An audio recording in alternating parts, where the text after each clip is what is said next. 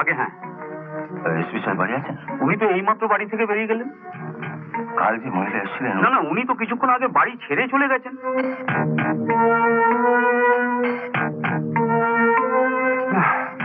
কোনো আশা নেই, এখন শুধু প্রতীক্ষার পালা, কখন সূর্য ডুববে।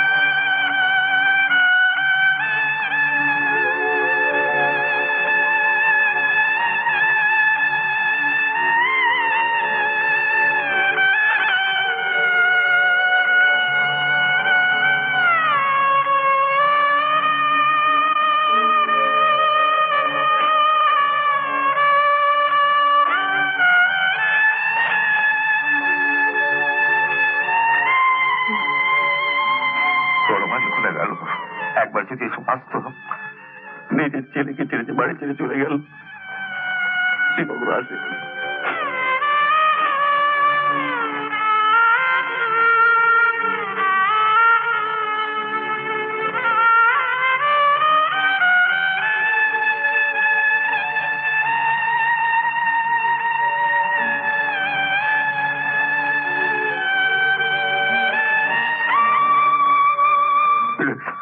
তোদের চোখে জল কেন? একটু হাসছে।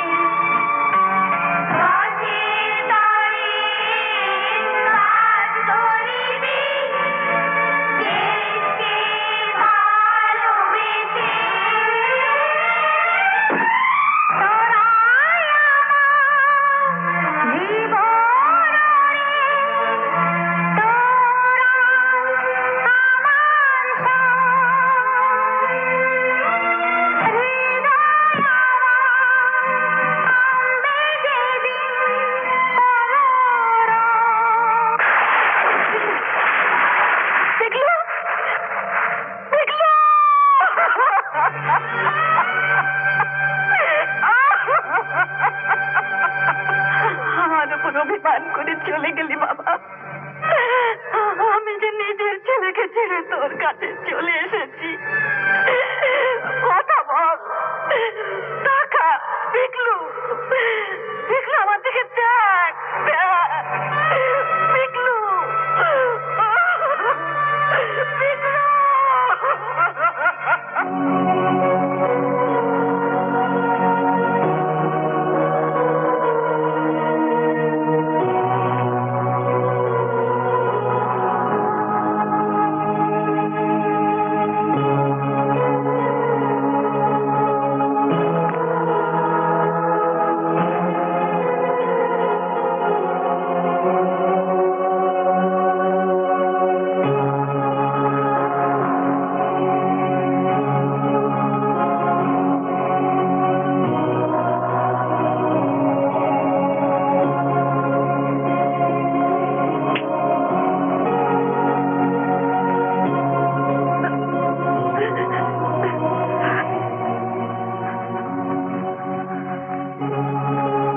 রাজুকে এখানে নিয়ে আসলে হয় না?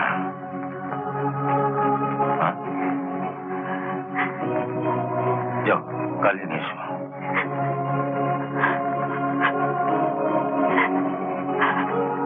ওকে যেখানে নিয়ে আসবো, ওর লেখাপড়া চালাবার মতো টাকা আমার কোথায়? আমি থাকতে তুমি টাকার কথা কেন ভাবছো? আর তাছাড়া গত 8 বছর ধরে তুমি আমার অনাথ আশ্রমে আছো, আমার বাচ্চাদের দেখাশোনা করছো। এর জন্য যদি আমি আপনি রাজুর মতো আপনিও মাকে টাকা দিয়ে কিনতে চাইছেন? আমি অনাথ বাচ্চাদের সেবা করি, মায়ের মতো ওদের ভালোবাসি, এটা টাকার জন্য না। এটা তো আমি খুব ভালো করে জানি, কিন্তু এভাবে নিজেকে কষ্ট দিয়ে আমার কষ্ট দূর করতে গিয়ে আমি এসপি সাহেবকে কষ্টে ফেলতে চাই না। আমার একটা কথা রাখবেন। বলো। রোজ একটি বার ওই স্কুলটার সামনে আমাকে নিয়ে যাবেন। রাজুকে দূর থেকে একবার দেখতে পেলেই আমি খুশি।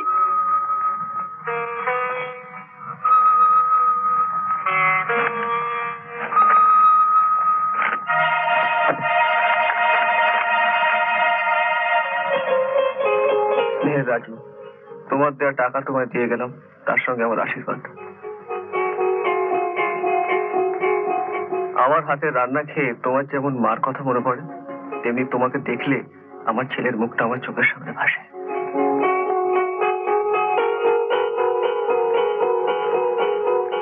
দুজনে এক বাড়িতে থাকলে দুজনেই কষ্ট পাবো, তাই আমি চলে যাচ্ছি। ভালোবাসা দিও। কিরে ঘুমোস নেই?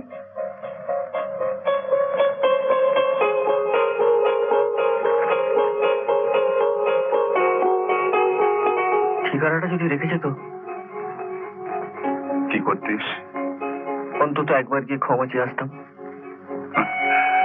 তোকে ক্ষমা চাইতে হবে না, উনি নিশ্চয়ই তোকে ক্ষমা করেছেন, তাই তো তোকে চিঠি দিয়ে আশীর্বাদ করেছেন। উনি তো জানেন না যে ওনাকে আমি কত ছোট ভেবেছি। ওরা মায়ের জাত, ছোট ভেবে ওদের কোনোদিন ছোট করা যায় না।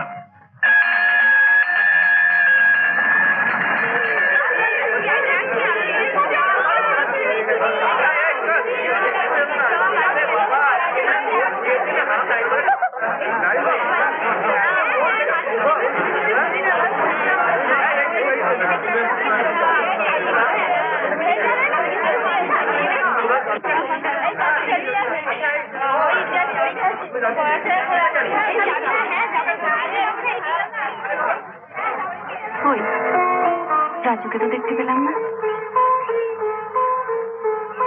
ওকে মনে হয় আরেক জায়গায় পাওয়া যাবে। চলো।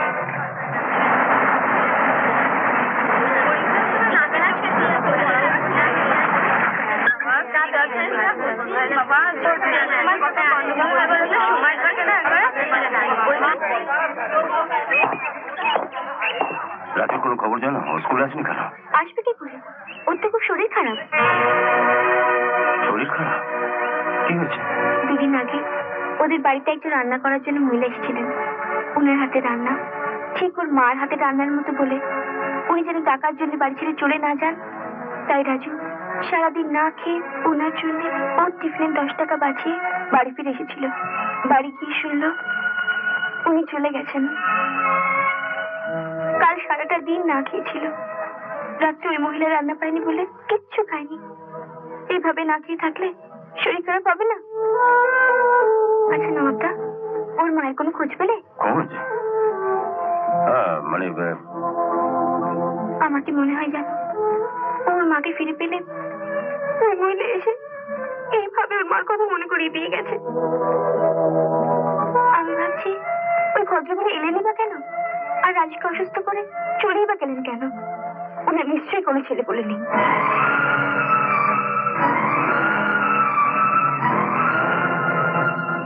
দেখছি ওর মাকে খুঁজে পাওয়া যায় কিনা। হ্যাঁ, আর দেরি করে চলবে না। রাজু যে যেতেই ও হয়তো আর কিছু খেতেই চাইবে না।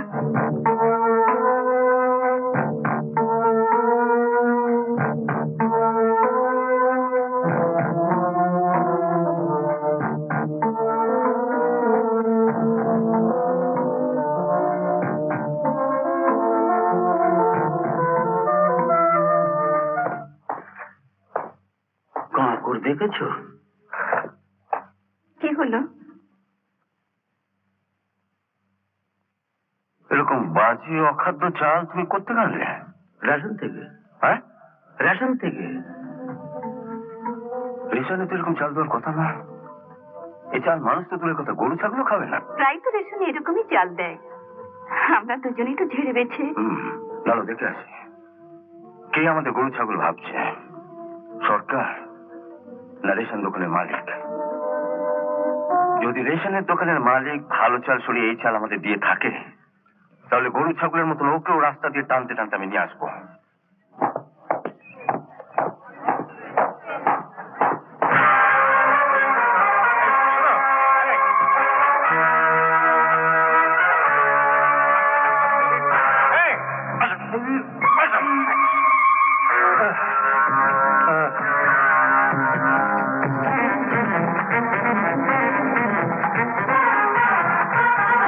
বাবা,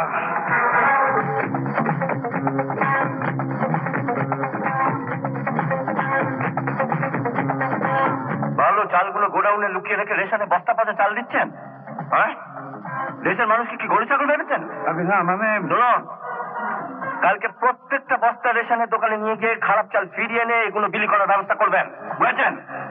নইলে এটা আজকে ওই বস্তায় ঢুকেছে, কালকে এই বস্তায় ঢুকবে। আরে আপনার আবার কি হলো? আগে আপনি তো বলেছিলেন আপনার বাড়িতে ভালো রেশনের চাল 10 বস্তা পাঠিয়ে বাকি চালগুলো গুদামে সরিয়ে রেখে রেশনে পচা চাল বিক্রি করতে।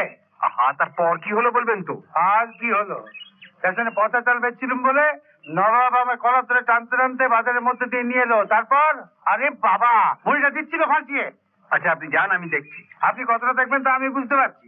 আপনি নেতা, দেশের নেতা, আপনার ছেলেকে ধরে নবাব রাস্তায় দমাদম পেটালো, তাতেই আপনি কিছু করতে পারছেন না। আপনি আবার আমায় দেখেন। ওটা শুনে আপনার জন্য কত ফলস ভোট দিয়েছি, কত বোমাবাজি করেছি, আর আপনি বলেছিলেন পুলিশ আপনার হাতের মুঠোয়, কেউ কিচ্ছু করতে পারবে না। বলা নেই কওয়া নেই, দেশের পুলিশগুলো যে হঠাৎ এরকম সৎ হয়ে যাবে কি করে বুঝবো? স্যার, আপনি একবার স্যার এসপি সাহেবকে ফোন করুন না। আপনি বললে নিশ্চয়ই উনি অ্যাকশন নেবেন। হ্যাঁ, এর জন্য যদি 10-20 হাজার খরচা হয় আমি দেব।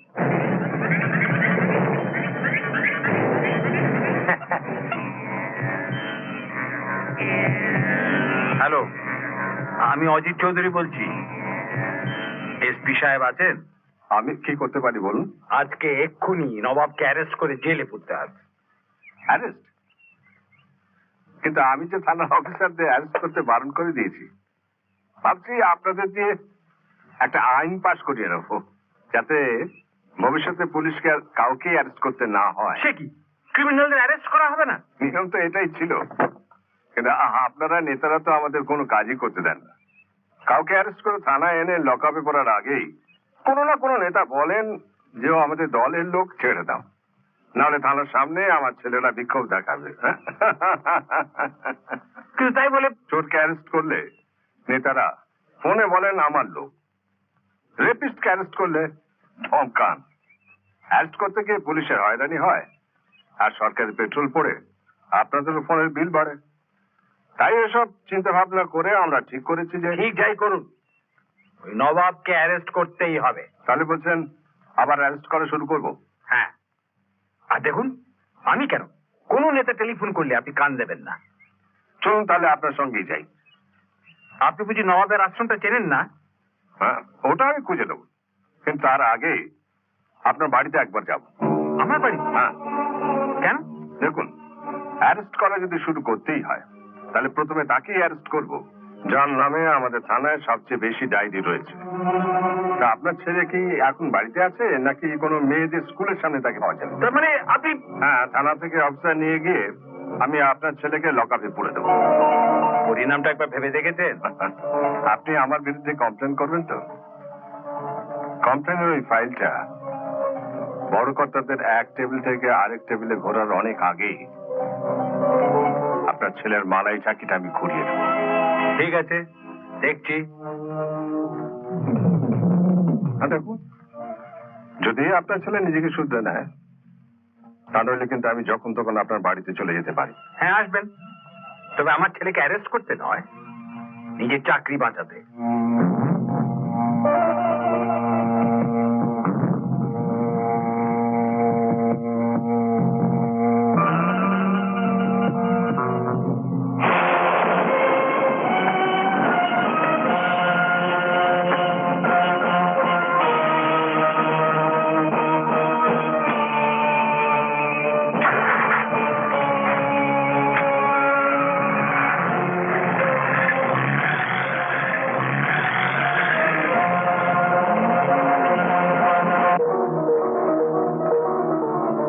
বাবা, এইমাত্র যে ভদ্রলোক এসেছিলেন উনি কে?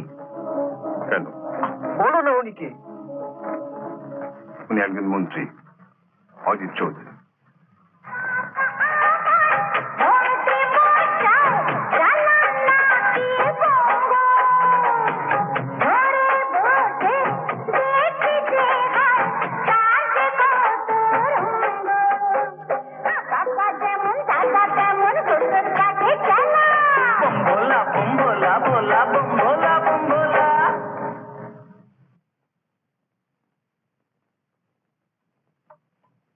দাঁড়াও।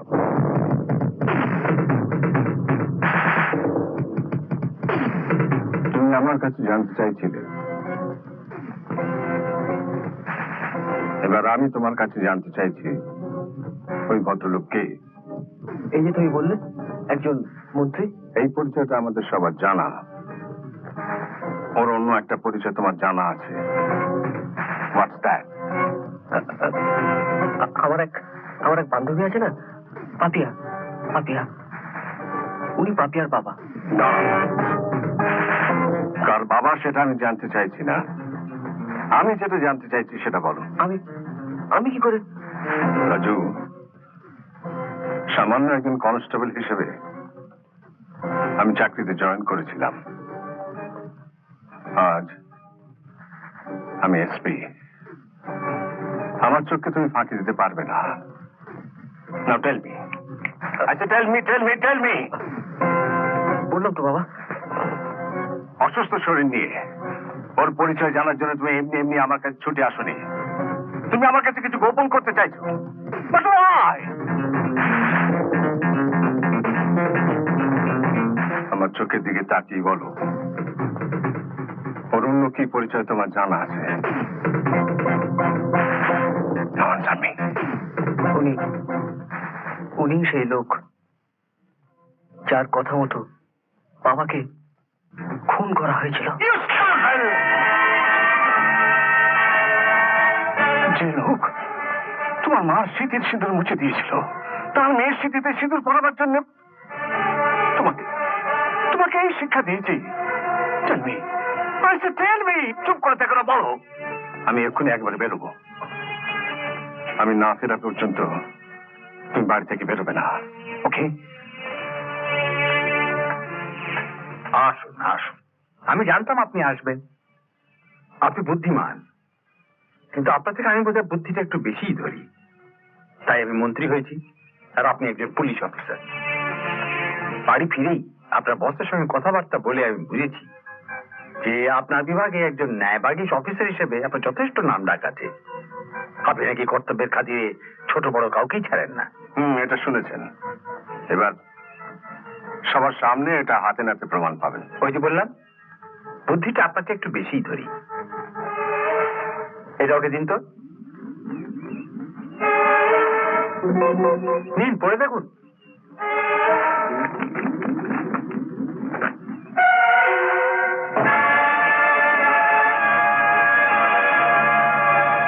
এটা দেখছি আপনার ছেলের আগাম জামিনপত্র। আপনার জামিনপত্র কোথায়? আমার জামিনপত্র? আপনার ছেলের মতো একটা স্ট্রিট লোফার ছেলেকে অ্যারেস্ট করার জন্য সরকারি পেট্রোল পুড়িয়ে আমি এত দূর আসিনি।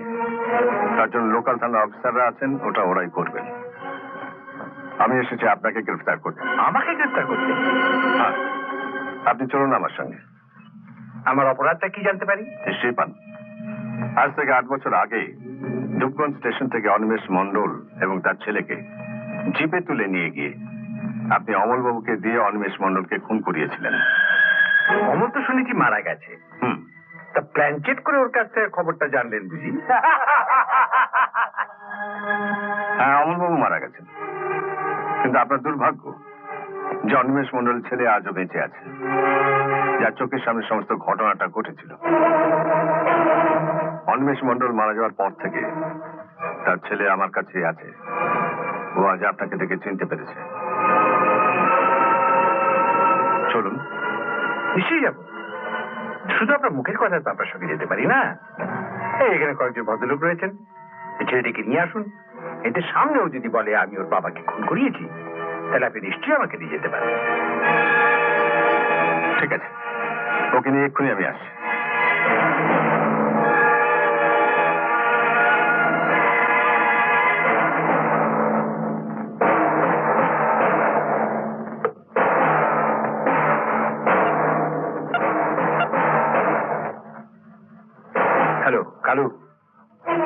দাদা বলছি।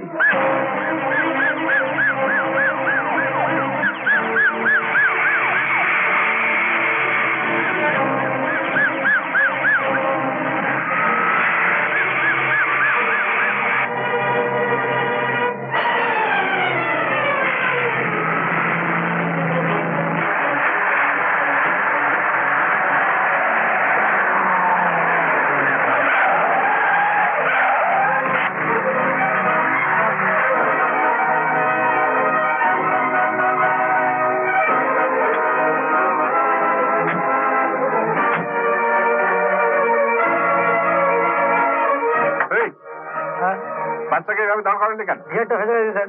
ঠিক করো তাড়াতাড়ি, জলদি করো।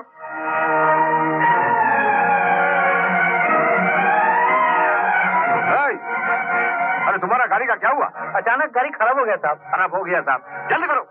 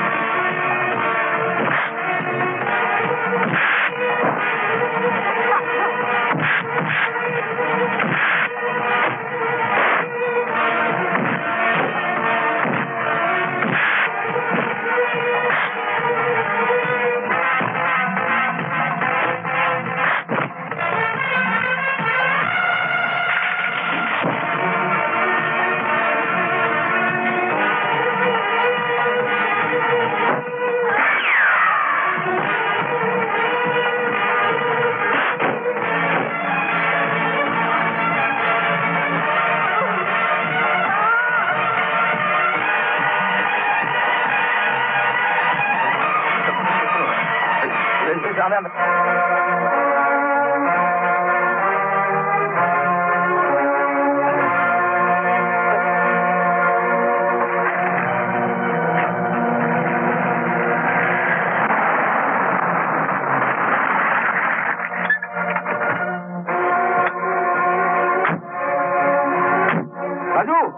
স্যার স্যার ব্যবস্থা কি করা হলো? কিছু গুন্ডা বদমাশ আমাকে এভাবে মারধর করে চলে গেছে স্যার।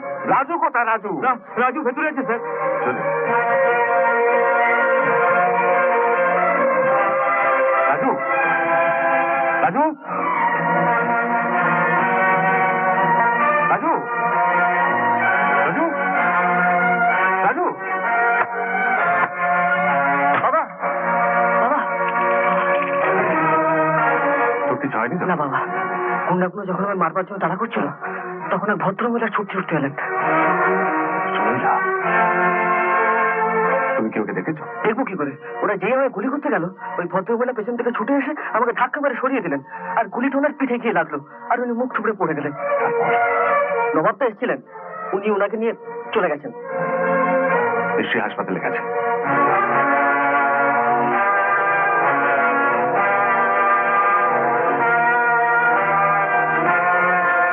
চলো আমার সঙ্গে হাসপাতালে চলো।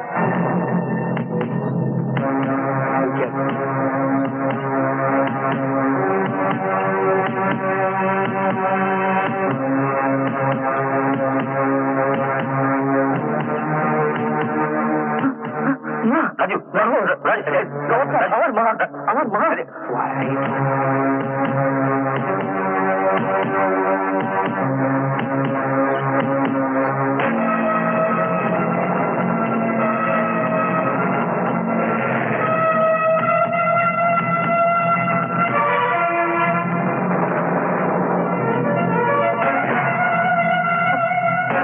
কেন তুমি আমার আগে বললে না?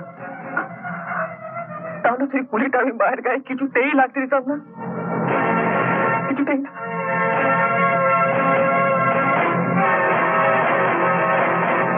আচ্ছা, এই অপারেশনটা করতে কত সময় লাগবে বলে মনে হয়? মেজর অপারেশন, সময় তো লাগবেই, হয়তো ঘন্টা 2। আপনি এখানে আছেন তো? আমি আসছি। কোথায় আছেন? আমার একটা মেজর অপারেশন করার আছে, তবে আধ ঘন্টা বেশি সময় লাগবে বলে মনে হয় না। নবাব, আমি জানি আপনি কোথায় যাচ্ছেন। আইন আপনি নিজের হাতে তুলে নেবেন না।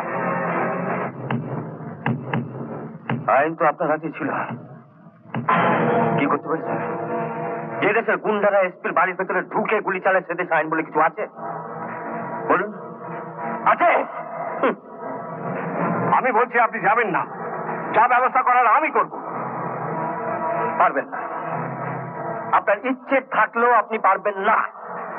যতক্ষণ পর্যন্ত এই খাকি পোশাকটা আপনার গায়ে থাকবে ততক্ষণ পর্যন্ত কোনো মন্ত্রী আপনি কিছুই করতে পারবেন না। শুনুন, আমি বলছি না, আজ কোনো কথা শুনবো না। আমি মন্ত্রী মশাইকে এই হাসপাতালে একটা বেডে শুয়ে রাখবো। ভগবান না করুন, যদি সরমার কিছু হয়ে যায়, যদি আমার অনাথ আশ্রমের বাচ্চারা আবার অনাথ হয়ে যায়, তবে মন্ত্রী মশাই কাটাছেড়া কোনো ডাক্তারে নয়, এই নবাব করবে। নবাব, দাঁড়ান, আপনি যাবেন না। হাতে যেটা রাখা উচিত ছিল, সেই আইনকে ছেড়ে দিয়ে হাতে রিভলভার নিয়ে আর যাকে রোখা যাক, এই নবাবকে রোখা যাক।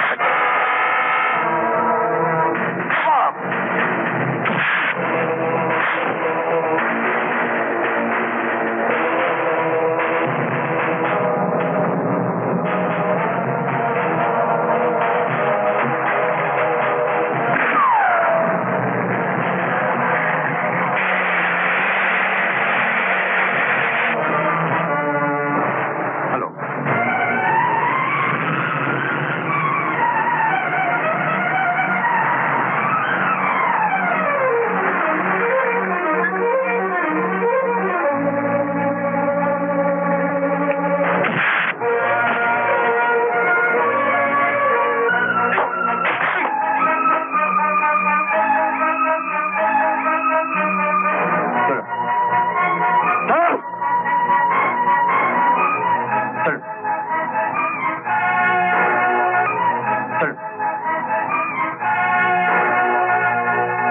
ব্যাগটা নিন।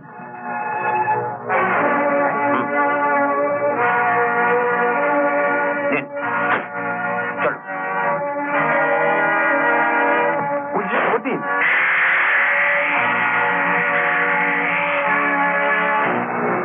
কি আশ্চর্য অত্যাচার! এই কি হাতটা কারো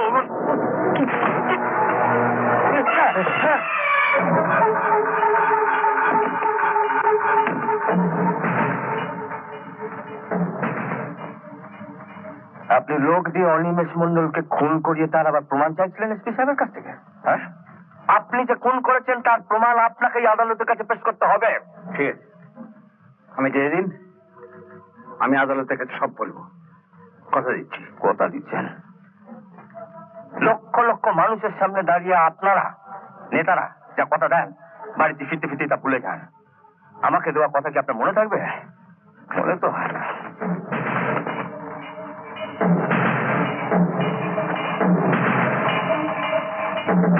নিন, নিজের প্যাডে নিজের হাতে লিখুন, শুধু অনিমেষ মন্ডলকেই আপনি খুন করাননি, তার ছেলেকেও খুন করাবার জন্য আপনার পোষা গুন্ডাকে আপনি এসপি সাহেবের বাড়িতে পাঠিয়েছিলেন। নিন, ধরুন, দেখুন।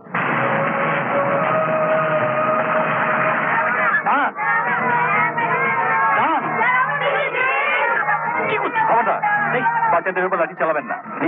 লিখতে আপনাকে হবেই মন্ত্রী মশাই।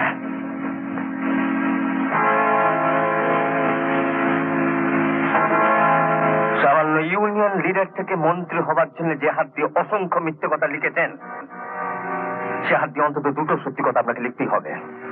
নিন, লিখুন। বলছি তো লিখবো না। চেক করবেন না মন্ত্রী মশাই, না লিখলে আপনার সাদের হাতটা আমি দেহ থেকে কেটে বাদ করে দেবো।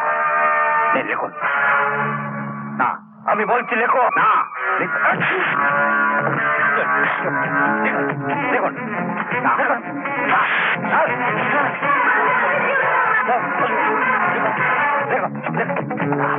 এই কাগজে দুটো সত্য কথা লিখলে আপনাদের আদালত হয়তো আপনাকে 7-8 বছরের জেল দেবে, আর না লিখলে নবাবের আদালত দেবে মৃত্যুদণ্ড। দেখুন, লিখবেন না? না, লিখবেন। বলো, বলো, লিখছি, বলো, লিখবেন।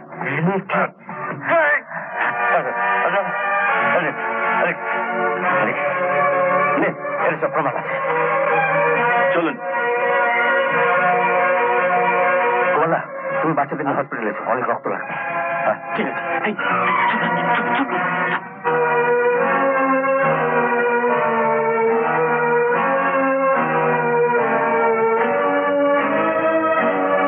না, ছেলের রক্তের সঙ্গে মায়ের রক্ত মিলছে না।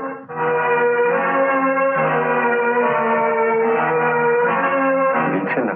সবাই লাইন করে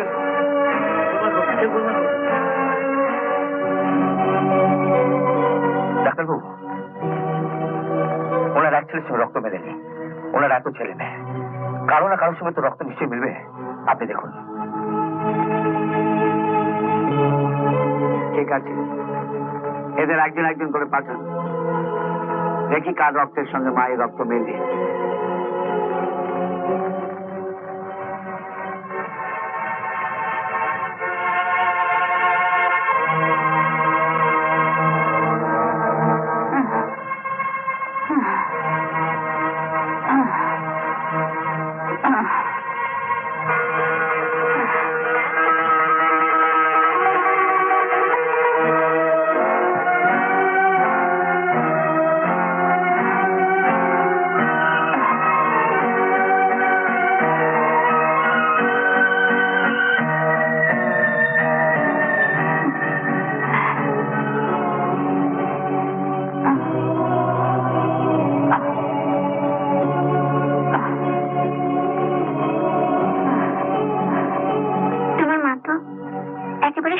অনাথ আশ্রমে ফিরে গেছেন, এবার ওনাকে তোমার কাছে নিয়ে আসবে না?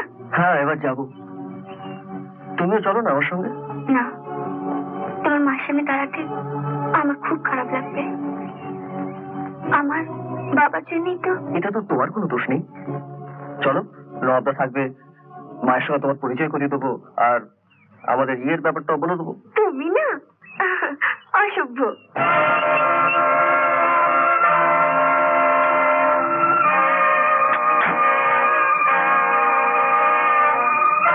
বাড়ি চারদিকটা ভালো করে ঘিরে রাখো। ঠিক আছে স্যার। নবাব যাতে কোনো মতে পালাতে না পারে। Okay sir. আসুন। ওদিকে আপনারা ওইদিকে আসুন। তুমি আমার সঙ্গে যাবে না মা? কি করে যাব বাবা? এদের ছেড়ে তো আমি কোথাও যেতে পারবো না।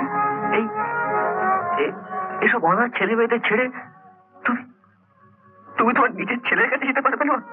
একবার তো গিয়েছিলাম, সে সাজা ভগবান আমাকে দিয়েছেন। অভিমান করে পিকলু আমাকে ছেড়ে চলে গেছে। যে ভুল আমি একবার করেছিলাম, সে ভুল আমি করব না বাবা। ভুল? মা হয়ে ছেলের কাছে আসাটা ভুল? আমি যেমন তোমাকে জন্ম দিয়েছিলাম, তেমনি তেমনি ছোট্ট ছোট্ট অনাথ শিশুরা দিয়েছে আমাকে নতুন জীবন। সেদিন তোমাকে বাঁচাতে আমি কয়েক ফোঁটা রক্ত দিয়েছিলাম মাত্র, আর এরা আমাকে বাঁচাতে বোতল বোতল রক্ত দিয়েছে। এদের ছেড়ে তো আমি কোথাও যেতে পারবো না বাবা। আর তাছাড়া তোমাকে দেখার জন্য তো উনি রয়েছেন, আর এদের দেখার জন্য তো কেউ নেই বাবা। কেন নেই? কেন? এদের দেখার জন্য অনেকে রয়েছেন। গোপালদা রয়েছেন, মাসিমা রয়েছেন, নবাবদা রয়েছেন। উনি এখানে থাকবেন না। থাকবেন না? কোথায় যাবেন নবাবদা? জেলে। জেলে? আমি নিজের দায়িত্বে আপনি সুস্থ হয়ে ওঠা পর্যন্ত ওকে কিছুটা সময় দিয়েছিলাম। নাও হি ইজ আন্ডার অ্যারেস্ট। কেন? কি অপরাধ করেছেন তিনি? মন্ত্রী অজিত বাবুর লোকেরা আপনাকে গুলি করে যে অপরাধ করেছিল, সেই একই অপরাধ উনি করেছেন আমার গায়ে হাত তুলে, আইন নিজের হাতে তুলে নিয়ে।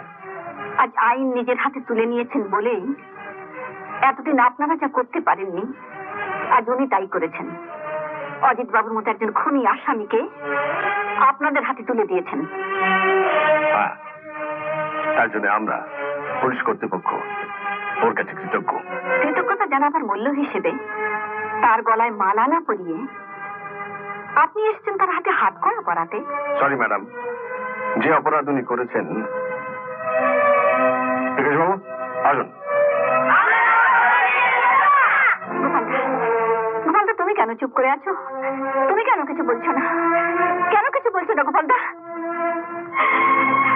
গোপালদা, আমি নয় নবাবের কেউ নই, কিন্তু তুমি তোকে ভালোবাসো। তুমি কেন কিছু বলছো না? এতগুলো অনাথ শিশুদের মুখ চেয়ে তুমি কিছু বলো গোপালদা। তুমি চুপ করে থেকো না, কিছু বলো। কি বলো গোপালদা? তোমার পায়ে পড়ি, কিছু বলো। উনি চুপ করে আছেন কারণ উনি জানেন যে অন্যায় করা যেমন অপরাধ, অন্যায় সহ্য করাও তেমনি অপরাধ হলেও সেই অন্যায়ের প্রতিবাদ করতে গিয়ে আইন নিজের হাতে তুলে নেওয়াটা আরো বেশি অপরাধ। না,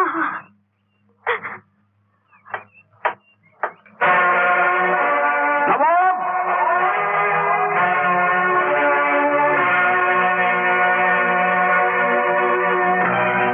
নবাব! আপনি যেখানে থাকুন বেরিয়ে আসুন। সারা বাড়িটা পুলিশ ঘিরে রেখেছে। You are under arrest. Nawab! Nawab!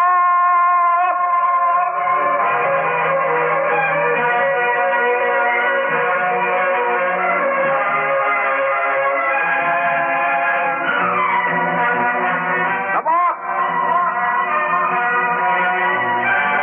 চলুন আমরা ভেতরে যাই। চলুন স্যার। গোপালদা, গোপালদা, তুমি কি শুধু পাথরের মতো দাঁড়িয়ে থাকবে?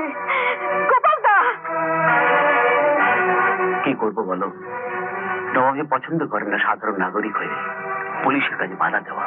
আর কিছু না পারো, তুমি তো অন্তত ওকে পালিয়ে যেতে বলতে পারো। এতদিনে তোমরা ওকে এই চিনলে, পালিয়ে যাবার লোক নবাব নন। পালিয়েও যাবে কোথায়? আমি এখানে।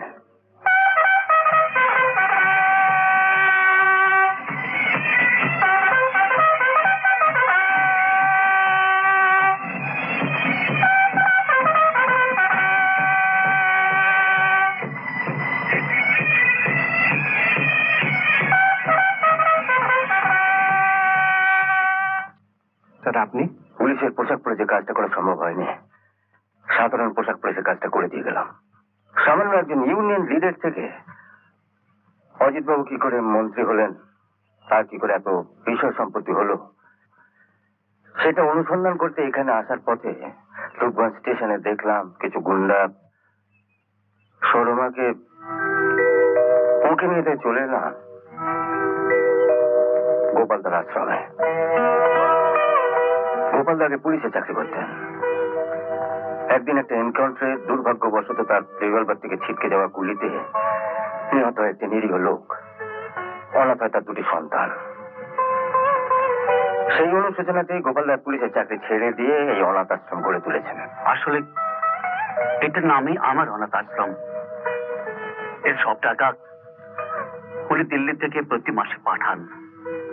অফিসার হয়ে আমার পাপের প্রায়শ্চিত্ত করতে উনি আমার সাহায্য করছেন। স্যার, আপনি যদি আপনার পরিচয়টা আগে দিতেন। দিয়েছিলাম বিকাশ বাবুকে। উনি যখন একবার আমাকে অ্যারেস্ট করে থানায় নিয়ে গেছিলেন। পুলিশ থাকতে আইন আপনি নিজের হাতে নেন কেন? ওর জামিনদার ওর বাবা হলেন, আপনার জামিনদার কে হবে? পকেটে মানি ব্যাগ থাকলে থানা থেকে বেরোতে গেলে জামিন লাগে নাকি?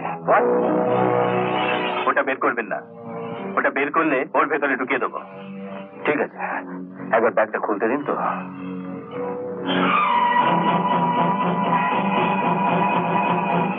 আমি কি এটা যেন কেউ জানতে না পারে। কেউ না, নিতান্ত অপারগ হয়ে আপনার গায়ে হাত তুলতে হয়েছিল। আপনি আমায় ক্ষমা করবেন প্লিজ।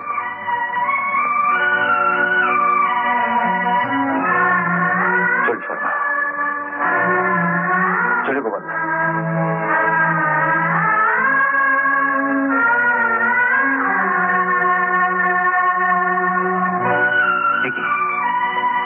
তুমি এখানে? ও গেট দিয়ে ঢুকতে গিয়ে একজন পুলিশের কাছে তোমার পরিচয় পেলাম।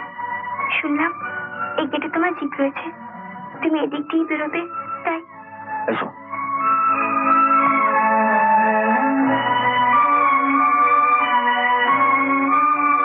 শর্মা, এর বাবাই তোমার স্বামীকে খুন করেছিল, আর এই তোমার ছেলের প্রাণ বাঁচিয়েছে। এ না বললে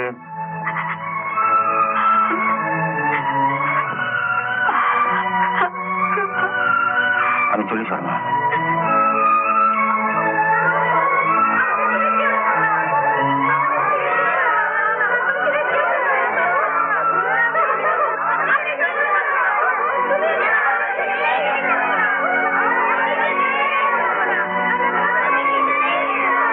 তোমরা চলে এসো বাবা, ওকে কাজে যেতে দাও।